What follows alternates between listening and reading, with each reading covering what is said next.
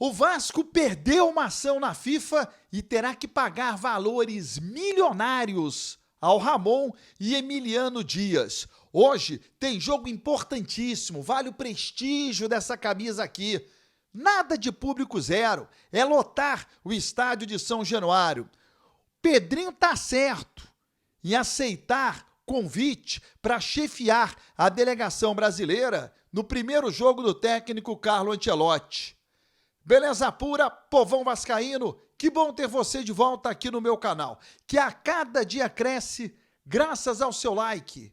Deixe o seu joinha aí, se inscreva no canal, ative as notificações, juntos vamos chegar à marca dos 100 mil. Eu vou rodar a vinheta e na volta, só dá Vasco!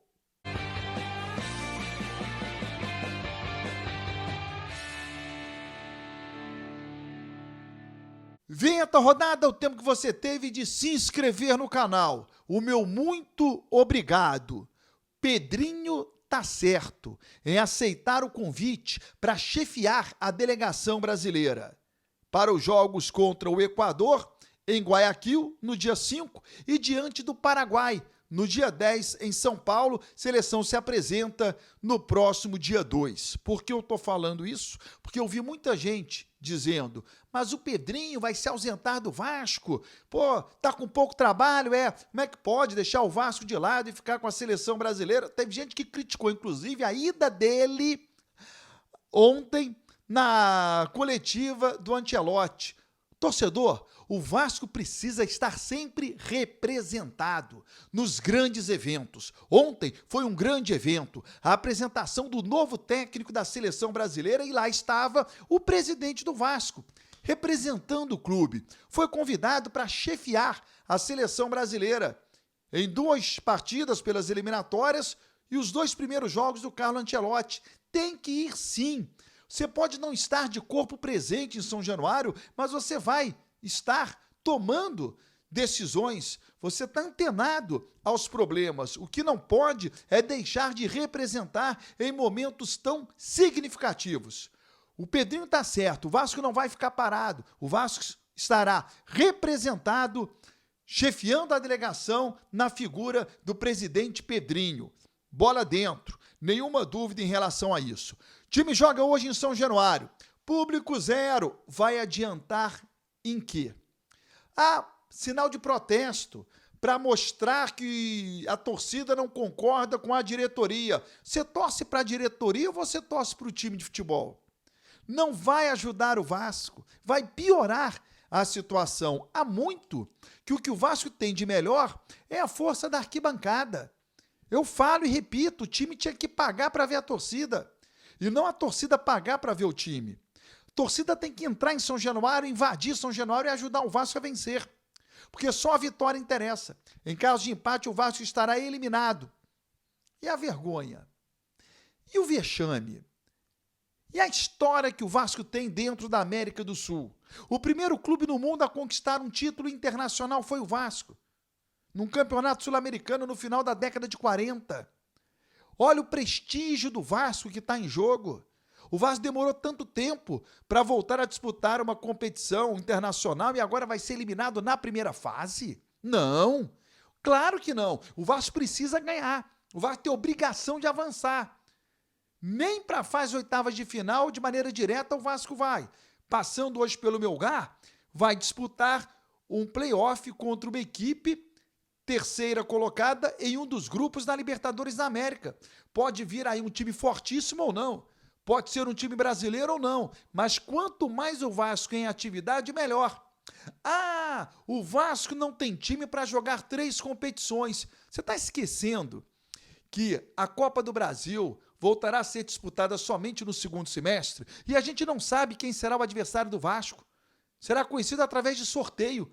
Como é que você, de maneira antecipada, abre mão da Sul-Americana para focar na Copa do Brasil? Você nem sabe teu adversário.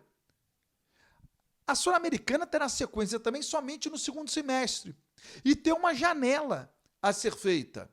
O Vasco, então, pode melhorar e muito a sua equipe.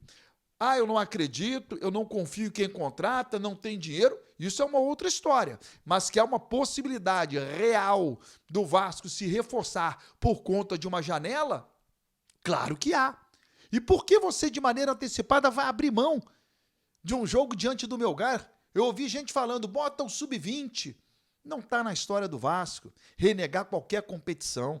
Não está na história do Vasco deixar de competir, ainda mais em uma competição internacional. O Vasco tem que entrar em campo hoje para ganhar. Fernando Diniz terá que encontrar um substituto para o Hugo Moura.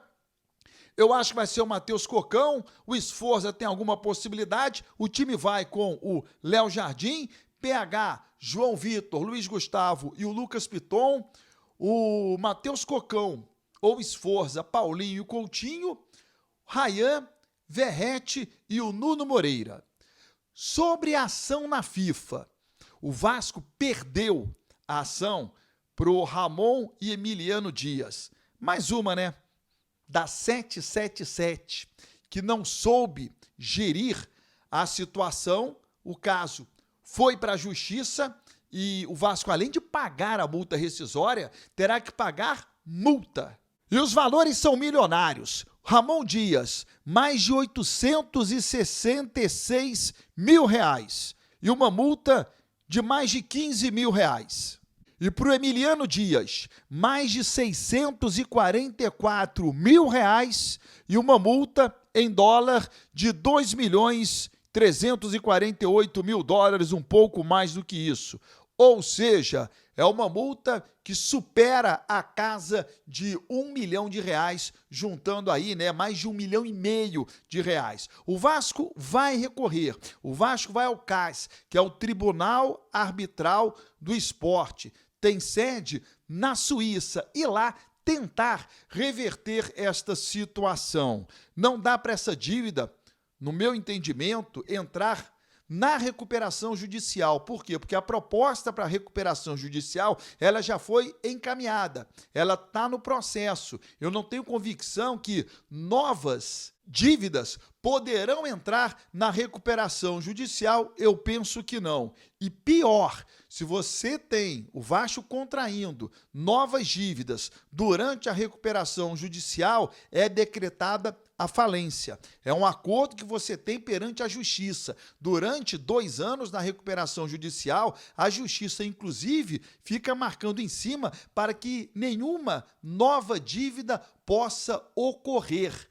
Então é fundamental o Vasco não criar dívidas, é um ponto para não entrar em falência, e o outro ponto é cumprir rigorosamente com o que for acordado na recuperação judicial, que ainda não foi acordado, diga-se de passagem. Se inscreva no canal, ative as notificações, até o próximo vídeo.